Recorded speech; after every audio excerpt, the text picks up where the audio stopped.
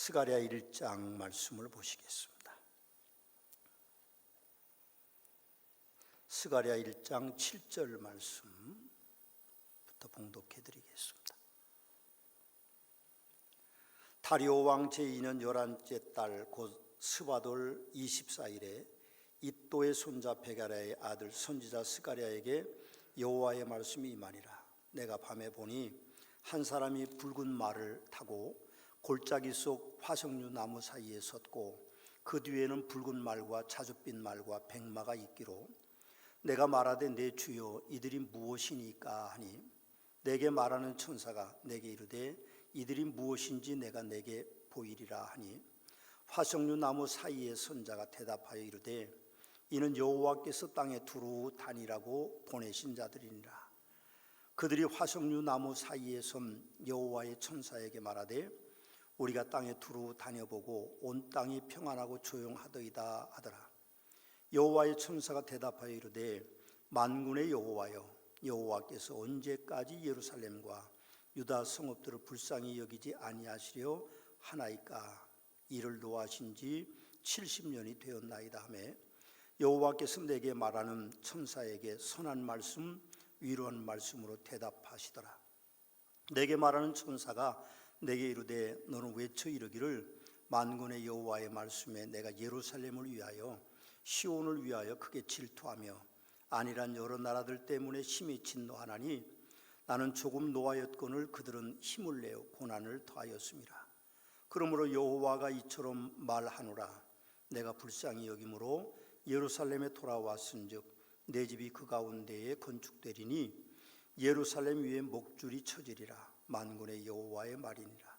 그가 와서 외쳐 이르기를 만군의 여호와의 말씀에 나의 성읍들이 넘치도록 다시 풍부할 것이라. 여호와가 다시 시온을 위로하며 다시 예루살렘을 택하리라 하라 하니라.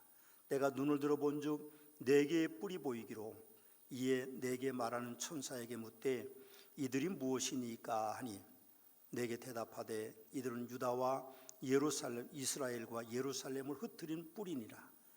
그때 여호와께서 대장장이 4명을 내게 보이시기로 내가 말하되 그들이 무엇하러 왔나이까 하니 대답하여 이르시되 그 뿔들이 유다를 흩트려서 사람들이 능히 머리를 들지 못하게 하니 이 대장장이들이 와서 그것들을 두렵게 하고 이전의 뿔들을 들어 유다 땅을 흩트린 여러 나라의 뿔들을 떨어뜨리려 하느니라 하시더라. 아멘.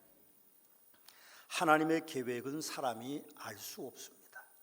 그렇지만 하나님께서 하나님의 사람들에게 계시를 통하여서 하나님의 뜻을 알려주십니다. 하나님의 계시는 여러 가지 방법으로 알려지는 것이 있습니다. 첫째는 환상이고 두 번째는 직접 말씀하시는 직통계시고 세 번째는 계시에 관해 전하는 자들을 통하여 깨달음을 얻도록 하는 것입니다. 오늘 예배를 드리러 오신 여러분들은 하나님의 말씀을 전하는 자를 통해서 하나님의 뜻, 계시를 알기 원하여서 모인 것입니다.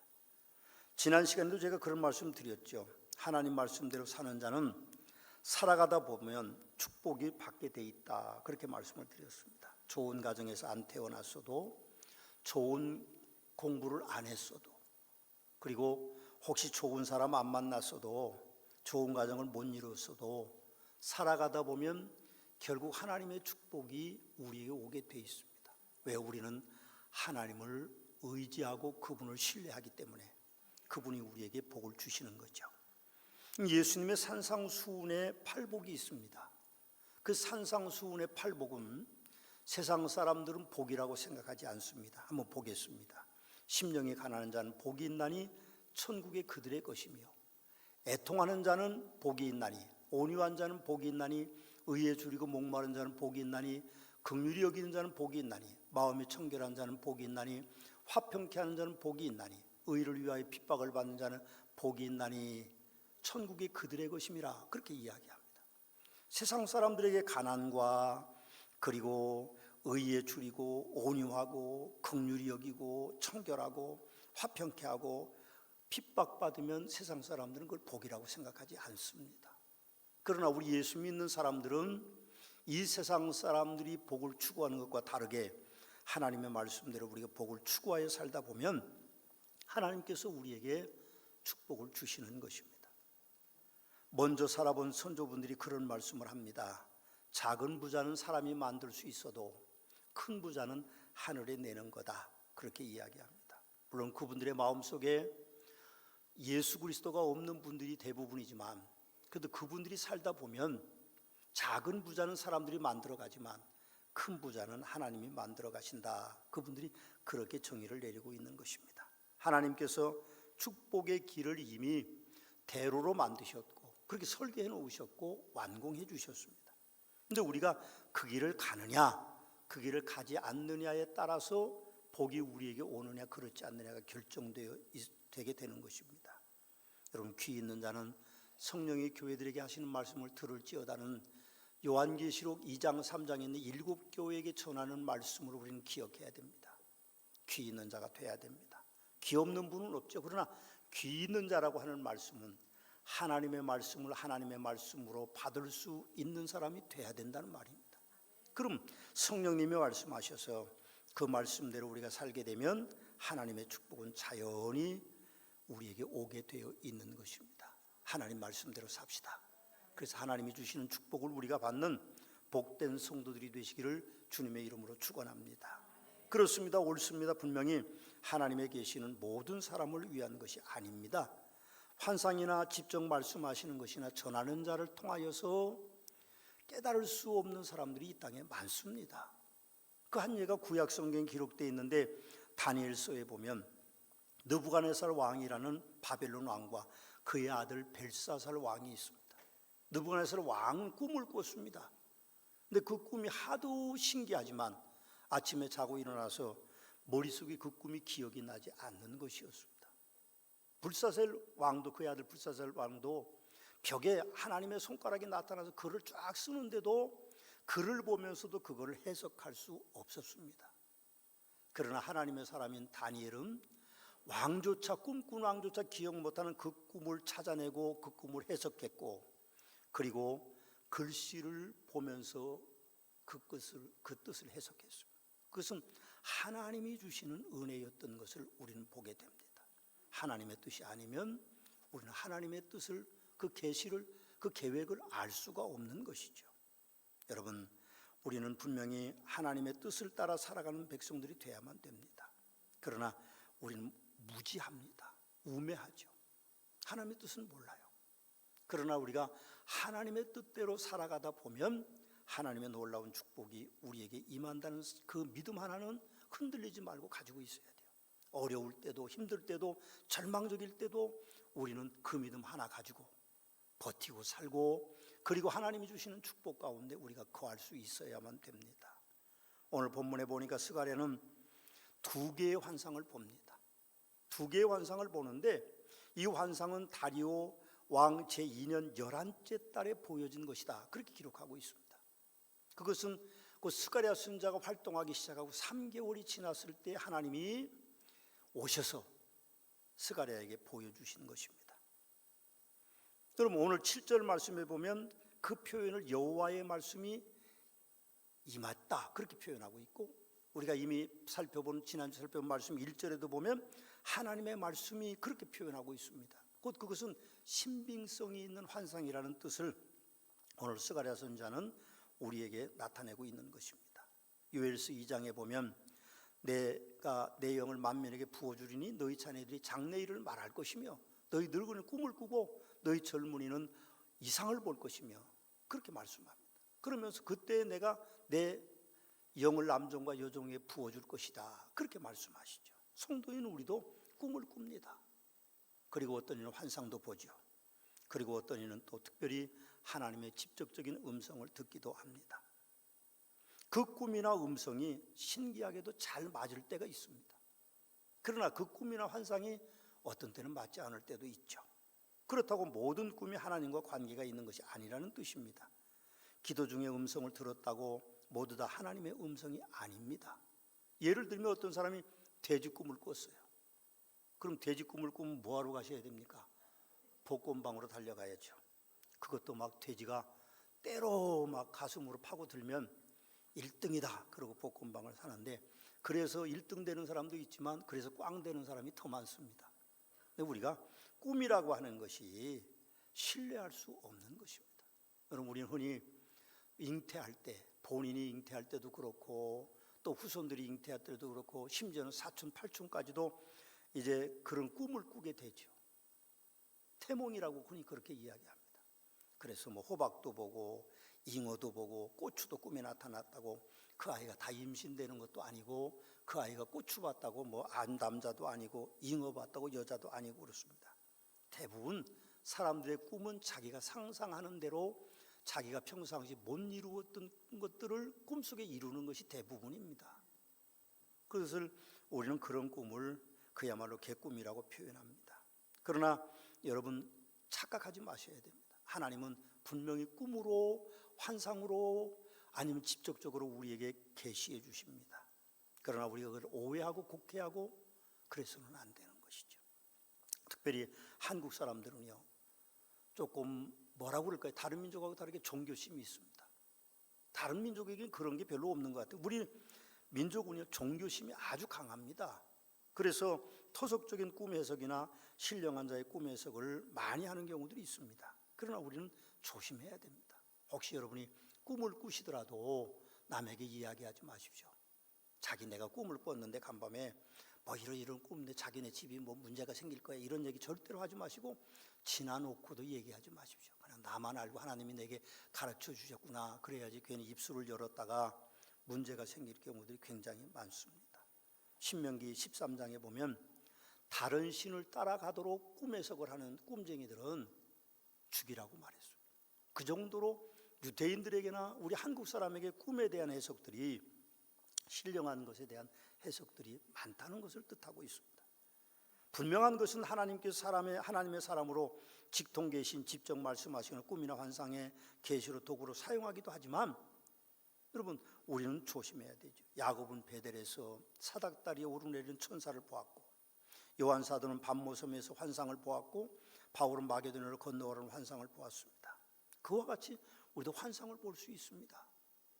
뭐 꼭 신령한 사람이 아니라도 하나님이 찾아오시면 우리가 꿈도 꾸고 환상도 볼 수 있지만, 그렇지만 혹시 꿈이나 환상을 보시더라도 조심조심 이해하시고 조심조심 받아들이시고 다른 사람에게 그 꿈을 드러내는 것은 안 되는 것입니다. 섣불리 우리가 이해하고 섣불리 받아들이고 섣불리 우리가 다른 사람에게 말하면 그것이 피해가 될 수 있다는 것입니다. 특별히 기도 많이 하시는 분들은 조심해야 됩니다. 남에게 함부로 자기가 본 꿈이나 자기가 본 어떤 환상이나 자기가 들은 음성을 전하지 말아야 됩니다. 엄청난 피해를 날 수도 있다는 것이죠. 요즘 하나님을 기다리는 신부들이라는 사이트를 보는 분들이 예수님이 언제 오신다 그렇게 날짜를 정하고 기다리고 그렇습니다. 그러나 여러분, 절대로 하나님은 그렇게 주님이 오시는 날을 가르쳐주지 않겠다고 말씀하십니다. 물론 예비된 백성들에게는 오늘 오나 내일 오나 상관이 없이 주님을 영접할 수 있기 때문에 문제가 되지 않습니다만, 그러나 그런 꿈과 그런 환상들과 그런 것들 때문에 우리가 겪는 아픔은 얼마나 큰지 모릅니다. 우리는 조심해야 됩니다. 특별히 기도 많이 하시는 분들, 특별히 환상 보고 계시 본다는 분들은 더욱더 조심해서 입을 열지 말아야 됩니다. 스가랴는 2가지 환상을 하룻밤에 봤습니다. 오늘 첫 번째 환상인 8절에 보면 내가 밤에 보니 한 사람이 붉은 말을 타고 골짜기 속 화석류 나무 사이에 섰고 그 뒤에는 붉은 말과 자줏빛 말과 백마가 있기로, 그렇게 환상을 봤습니다. 이 환상은 골짜기 속에, 화석나무 속에 있는 붉은 말을 탄 사람을 본 것이죠. 글자 그대로, 문자 그대로 밤에 봤던 것이죠. 밤에 봤습니다. 영적으로 보면 그 밤은 암울한 현실을 나타내기도 하고 골짜기도 암울한 현실을 나타내기도 합니다만, 우리가 분명한 것은 넘어나가지 않는 것이 좋습니다. 밤이 그냥 밤일 수도 있고 골짜기가 그냥 골짜기일 수도 있는데 그것이 영적인 상태를 가르친다 이렇게 말할 필요는 저는 없을 것 같다는 생각이 듭니다.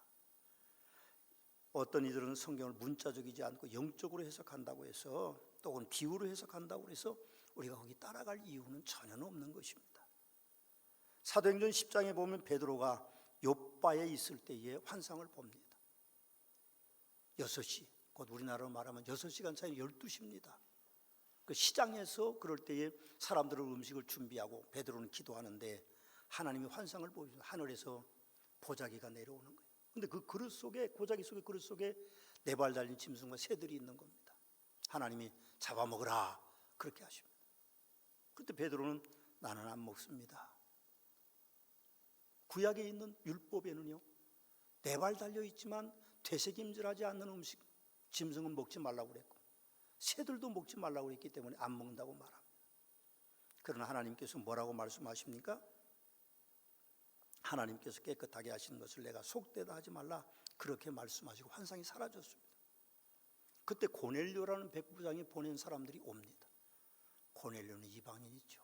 이방인 선교를 문을 여는 역사들이 그때부터 시작되는 환상이 나타나게 된 것이죠. 스가랴가 본 환상에도 한 사람이 붉은 말을 타고 골짜기 화석류나무에 섰고 그 뒤에 붉은 말과 자줏빛 말과 백미가 있기로 스가랴가 천사에게 이들이 무엇이냐 그렇게 물었더니 천사가 이는 여호와께서 땅에 두루 다니라고 보내신 자들이라 그렇게 대답했습니다. 궁금한 것은 지금 붉은 말을 탄 사람이 있는데 그 화석류나무 뒤에 자줏빛 말과 그리고 붉은 말과 백마가 또 있습니다. 그게 무슨 뜻일까요? 제가 얻은 영감으로는 여러 나라를 그 붉은 말을 탄 사람이 다니는데 아마도 가는 나라들마다 다를 것입니다. 쉽게 말하면 하나님을 잘 섬기는 나라가 있고 그렇지 않는 나라가 있고 아니면 완전히 죄악 속에 빠져 있는 나라가 있을 때에 타고 가는 말이 다른 것이 아닐까, 저는 그런 생각도 해봅니다. 그건 뭐 제 생각입니다. 학자들도 그렇게 생각하는 분이 있고, 그리고 제가 생각에는 그 세 말이 뒤에 있었다고 하는 것은 하나의 백그라운드 의미를 가지고 있죠.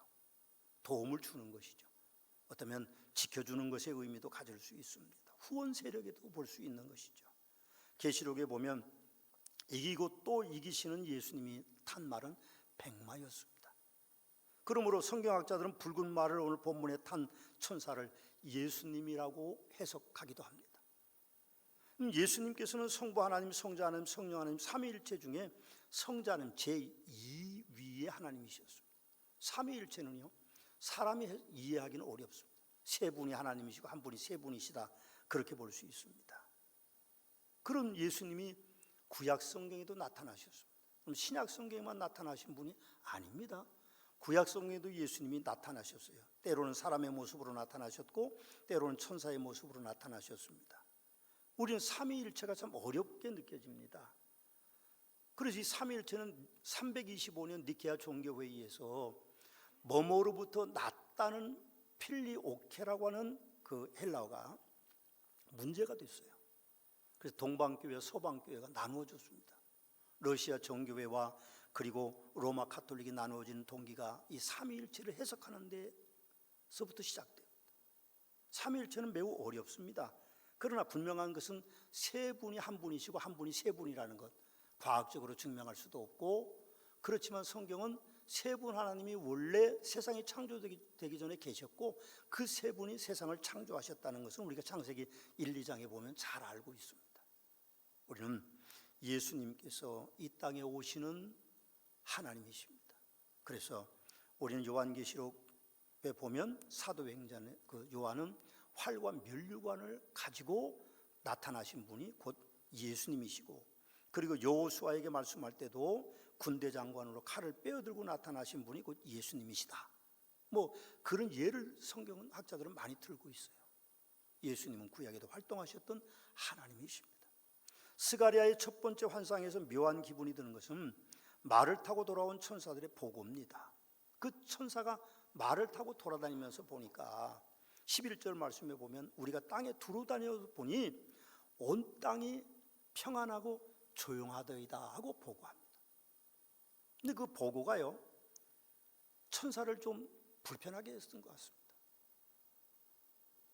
아니, 모든 세상은 조용하고 평안한데 왜 이스라엘 백성들은 11절 12절 말씀에 보면 고요하고 평안하지 않느냐, 조용하지 않느냐는 겁니다. 70년 동안 나라를 잃고 그렇게 고통과 고난 속에 살고 있지 않습니까? 하고 그렇게 하나님 앞에 천사는 항변하고 있습니다. 그때 하나님의 계획이 천사에게 스가랴에게 전해지는데 온 세상이 평안하고 조용하지만 하나님께서는 고난당하는 이스라엘 때문에 질투하셔서 그들에게 진노를 부어주신다고 약속합니다. 하나님의 진노는 매우 무섭습니다. 학개 선지자가 이미 우리에게 말씀을 살펴봐서 말씀하셨죠. 너희로 말미암아 하늘은 이슬을 그쳤고 땅은 산모를 그쳤으며 내가 이 땅과 산과 곡물과 새 포도주와 기름과 땅의 모든 소산과 사람과 가축과 손으로 수고하는 모든 일에 한죄를 들게 했다. 그렇게 말씀합니다. 하나님의 진노는 무서운 겁니다. 그런데 하나님께서 그 백성들에게는 그들이 지금 평안하고 조용하게 살지만 한죄를 들게 하시겠다고, 진노를 주시겠다고 말씀하고 계시고 16절에 보면 하나님께서 이스라엘에게는 복을 주시겠다고 그렇게 약속하고 계십니다. 그 복의 근원은 어디에 있습니까? 16절에 보니까 성전을 건축하도록 하시고 예루살렘 위에 목줄을 쳐지리라 그렇게 말합니다. 목줄을 친다는 뜻이 뭘까요? 제가 우리 교회 건축할 때 보니까 측량하시는 분들이 오셔서 측량을 하더라고요. 그리고 말뚝을, 빨간 말뚝을 박아줍니다. 그것이 곧 목줄을 치는 겁니다. 그럼 말뚝을 박는 그 순간에 이 땅은 우리 서머나교회 땅이 됩니다. 서머나교회 땅이 되는 그 순간부터 우리 땅이 확고하게 이루어지는 거죠. 그럼 담장 치고 건물 짓고 그러는 자유가 그 내부 안에서 설계에 따라 짓는 것이 결정되는 겁니다. 여러분, 하나님께서 예루살렘에 목줄을 치시겠다고 하는 말은 내 것을 다시 찾겠다고 하는 의미입니다. 그러면서 거기 말씀해 보니까 위로의 하나님, 그리고 풍부의 하나님, 그리고 예루살렘을 다시 택하겠다. 그렇게 오늘 17절에 그렇게 말씀하시는 그 말씀이 주어지는 거예요. 얼마나 아름다운지 몰라요. 어떤 분은 내 집 하나 없는데 집 사는 날 들어가서 밤잠을 못 잤대요. 너무 좋아가지고. 어떤 분은 또 좋은 동을 사다 놓고요, 밤잠을 못 자, 그거 딱 나라고 밤잠을 못 자. 내 거는 귀한 겁니다. 하나님이 내 거로 만드시겠다는 겁니다. 얼마나 감사한 일입니까? 70년 동안 빼앗겼던 그 땅을 다시 찾아서 그 땅이 풍요롭게 만들고 그 땅을 위로해 주시고 그 땅을 택하겠다고 하나님이 그렇게 약속하고 계시는 것입니다. 참 은혜스럽죠. 놀라운 축복의 언약인 것입니다. 오늘 아침에 일부 예배 끝나고 제가 로비에 보니까 젖먹이 애들이 많이 왔어요. 근데 다 자기 새끼가 이쁜 거예요. 막 이렇게. 그러다가 목사가 또 하나만 이쁘면 이상하니까 다 한 번씩 만지고 갔죠. 자기 새끼는 이쁜 거예요. 고슴도치도 자기 새끼가 이쁜 거예요. 그 가시 난 것도 품고 있는 것이 고슴도치입니다. 참 놀랍죠. 하나님의 축복은 너는 내 것이라 그렇게 말씀하셔요. 여러분들 향하여서 그렇게 말씀합니다. 너는 내 것이라, 너를 풍부하게 할 것이고 너를 위로하실 것이고 너를 택하여 하나님 백성으로 삼으실 것이라고 하는 축복의 언약의 말씀인 것입니다. 성전은요, 큰 의미가 있습니다. 오늘 16절에 보면 성전을 건축한 후에 하겠다고 말씀하신 것이 위로와 그리고 풍부와 그리고 택하여 세운다는 것입니다. 성전은 사람들에게는 어떨런지는 몰라도 하나님께는 매우 큰 의미를 가지는 것입니다. 학개 선지자는 이미 스가랴보다 2달 전에 성전 축복을 예언했습니다. 이제 원하건대 오늘부터 이전 여호와의 전에 돌 위에 돌 놓이지 않았던 때를 기억하라. 그때는 20고루 깃더미에 이른즉 10고루 뿐이었고 포도즙 틀에 50고루를 기르러 이른즉 20고루 뿐이었느니라. 너희는 오늘 이전을 기억하라. 아홉째 달 24일 곧 여호와의 성전지대를 쌓던 날부터 기억하여 보라. 곡식 종자가 아직도 창고에 있느냐? 포도나무, 무화과나무, 송류나무, 감나무 열매를 맺지 못하느니라. 그러나 오늘부터는 내가 너희에게 복을 주리라. 오늘부터는 내가 너희에게 복을 주리라. 그렇게 말씀하십니다. 여러분 가슴에 손을 좀 대시고 오늘부터는 하나님이 우리에게 복을 주십니다. 한번 외칩시다. 오늘부터는 하나님이 나에게 복을 주십니다. 오늘부터는 하나님이 나에게 복을 주십니다. 하나님이 우리에게 복을 주신다고 약속하는데 그 복은 성전입니다. 곧 그건 오늘날로 말하면 하나님을 믿는 믿음, 예수 그리스도를 구세주로 믿는 그 믿음, 그 믿음 때문에 우리에게 복을 주시겠다고 약속하고 계시는 것입니다. 근데 현실은 지금 그렇지 않잖아요. 이사야 선지자는 이사야 55장 8절 9절에서 이렇게 말합니다. 내 생각은 너희 생각과 다르며 내 길은 너희의 길과 다름이니라. 여호와의 말씀이니라. 이는 하늘이 땅보다 높음 같이 내 길은 너희 길보다 높으며 내 생각은 너희의 생각보다 높음이라. 그렇게 이야기합니다. 하나님의 생각과 사람의 생각은 달라요. 지금 사람의 생각은 70년의 나라 잃은 고통이 있지만 하나님의 생각은 그들에게 풍요와 위로와 그들을 택하는 내 백성으로 삼아주시겠다고 말씀하고 계시는 것입니다. 그것이 곧 붉은 말을 탄 천사가 세상을 돌아다니는 것입니다. 왜 다닙니까? 내 백성을 선별하기 위해 다니시는 것이고 내 백성들에게 복을 주기 위해 다니는 것이 스가랴가 본 첫 번째 환상입니다. 두 번째 환상은요, 첫 번째 환상과 연관이 있습니다. 4개의 뿔과 4명의 대장장이 환상인데 18절 말씀을 보니까 그렇게 되어 있습니다. 내가 눈을 들어본 적 4개의 뿔이 보이기로, 그렇게 이야기하죠. 4개의 뿔이 보였다고 합니다. 스가랴 천사에게 이것이 뭐냐? 스가랴가 그렇게 묻습니다. 알 수가 없죠. 4개의 뿔이 있습니다. 그랬더니 그 천사가 대답하되 이들은 유다와 예루살렘과 예루살렘을 흩어뜨린 뿔이니라, 그렇게 말합니다. 20절에는 여호와께서 대장장이 4명을 보이셨는데 또 스가랴가 물었더니 그 뿔들이 유다를 흩어뜨려서 사람들이 능히 머리를 들지 못하게 하니 대장장이들이 와서 그것들을 두렵게 하고 이전의 뿔들을 들어 유다 땅을 흩어뜨린 여러 나라의 뿔들을 떨어뜨리리라, 그렇게 합니다. 두 가지가 관계가 있는 거죠. 내 나라와 내 뿔과 4명의 대장장이들이라는 뜻이죠. 내 뿔과 4명의 대장장이는 뭔가요? 이해하기가 좀 어렵지만 원래 환상으로 보는 것은 어려운 겁니다. 그러니까 우리가 많이 기도하고 근거 자료를 찾고 학자들의 말을 찾아보고 또 하나님의 영감을 받는데요, 이건 두 가지로 해석할 수 있는, 내 뿔은 이스라엘을 괴롭히는 내 나라를 말합니다.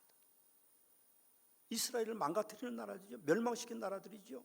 근데 뿔이라는 근거가 어디서 나라라고 번역하냐면 탈굽력이라는 고대의 번역 성경에 보면 뿔을 나라로 번역하고 있어요. 내 나라, 쉽게 그렇게 내 나라를 보여주시는 거죠. 그들이 이스라엘을 괴롭히는 나라들입니다. 아마도 미루어 보건대 그 나라들은 애굽과 아수르와 바벨론과 그리고 바사 제국, 페르시아 제국일 것입니다. 그들은 애굽은 영원한 강대국으로 이스라엘을 침공하고 괴롭혔던 나라들이고, 아수르는 북왕국, 이스라엘의 두 왕국 중에 북왕국을 멸망시켰던 나라고, 바벨론은 전체를 멸망시킨 나라고, 바사 제국은 그 바벨론을 점령하고 새로 세워져서 지금도 통치하고 있는 나라, 그 네 뿔들이 나라로 번역되고 있는 것이죠. 이 4명의 네 뿔이 곧 이스라엘을 멸망시킨 거죠. 그런데 놀라운 것은요, 하나님께서 대장장이의 환상을 통해서 그 대장장이들이 그 네 나라를 멸망시킨다는 겁니다. 그런데 대장장이가 사람을 의미하는지 나라를 의미하는지 그것보다는 나라를 의미한다고 봅니다. 근데 그건 하나님이 직접 손을 대시지 않아도 애굽을 멸망시키고 아수르를 멸망시키고 바벨론을 멸망시키고 페르시아 제국을 멸망시키는 그런 것들이 자연적으로 역사에 기록되어 있음을 우리는 봅니다. 악인은 잠시 잠깐 오면 없어지는 것입니다. 아무리 우리를 고통스럽게 해도 그건 잠시 잠깐 오면 없어지죠. 코로나가 우리를 괴롭게 하죠. 그러나 이제 곧 없어집니다. 독감과 비슷하게 예방주사 맞고 치료제 나오면 별거 아닌 겁니다. 우리가 물론 그때까지는 조심해서 마스크 쓰시고 손 소독하시고 열나면 집에서 예배 드리시고 그렇게 해야 되지만, 우리는 대장장이들이 부수어뜨리는 그 놀라운 하나님의 환상을 믿습니다. 하나님이 몽땅 무너뜨릴 것입니다. 자유로움이 우리에게 있게 될 것입니다. 결국 스가랴가 보는 환상은 역사의 주인은 하나님이십니다. 그분이 만들어 가시는 거죠. 저는 그렇게 믿습니다. 여러분의 미래도, 여러분의 후손들의 미래도 하나님이 만들어 가시는 겁니다. 내가 만들어가는, 잘 가르쳤다고 우리 자녀들이 잘 되는 거 아니고, 못 가르쳤다고 우리 자녀들이 못 되는 거 아닙니다. 내가 지금 건강하다고 내가 건강치 않다고 미래가 욕고 있고가 아니라 우리의 미래는 하나님이 만드시는 것입니다. 그 하나님의 그 계획하심 속에 여러분들이 오늘 스가랴처럼 꿈도 꾸고 환상도 보고 직통계시도 듣고 그렇게 살아가시는 축복이 여러분 모두에게 있게 되시기를 주님의 이름으로 축원합니다.